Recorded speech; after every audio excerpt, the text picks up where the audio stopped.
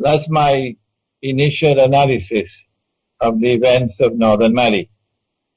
The second thing that is important is that the war in northern Mali has already spilled over into Algeria. While Algeria has not been a model state, the government of Algeria has not been a model government. It has been complicit in many things, of which Pakistan is also complicit, and Egypt is also complicit, in renditions, for example. Yet the government of Algeria and the people of Algeria have shown themselves to have a certain kind of independence and a certain kind of originality of thinking. And they have not been camp followers of the Zionists, not Algeria. And Algeria has been courageous enough to establish a friendly relationship with Iran. Algeria is taking a chance in doing this, pursuing this independent policy and not being a camp follower of the Zionists. And that is that she exposes herself to be targeted. And this is what's now happening. And I think many, many Algerians recognize that the next target is Algeria. But I am hopeful. I'm hopeful that the land and the people who fought France and fought France courageously until France had to withdraw, battered and beaten, France had to withdraw. Such a people are not likely to allow themselves to be recolonized so easily. And so the Western world has a fight on its hand if it seeks to use the events in northern Mali as a toehold with which to enter into Algeria, to destabilize Algeria, and to impose once again a neo-colonial regime on Algeria. It's a huge country logistically, Algeria. I don't know how it could monitor its borders.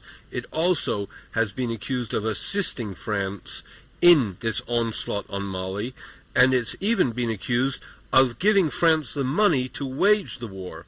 The President Hollande was in Algeria 2 weeks before the war started.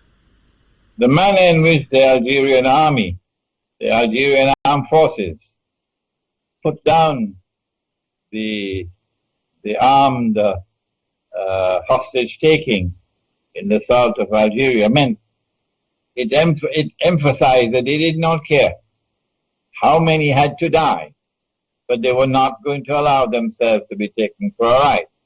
That's a positive sign. The British and French and people were quite taken aback by the Algerian response in the way that they were not consulted. So it was indeed a mark of independence. They're a very difficult people, the Algerians. When I meet them face to face, they get very emotional, and they're a highly charged lot. But the West seems dedicated to destroying all tribes and culture and traditions, and Algeria is a target, therefore. That's a universal policy of the Gog and Magog world order, that they want to bring about one godless global melting pot. I saw it in New York. I saw everything being mixed together in one melting pot. And what they've been doing in New York, they want to do in the rest of the world. But that's the macro analysis. And you're right about that. But I say to you, Boris, that I am myself surprised that I get more emails from Algeria than from any other Arab country. I was educated in Islam in Pakistan and for 1 year in Egypt. I've never visited Algeria. I've lived in Pakistan for about 12 years.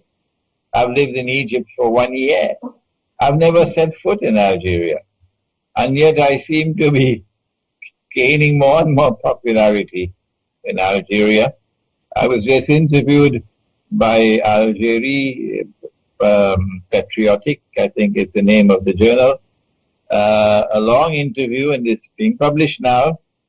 And I'm getting very positive feedback from the Algerians.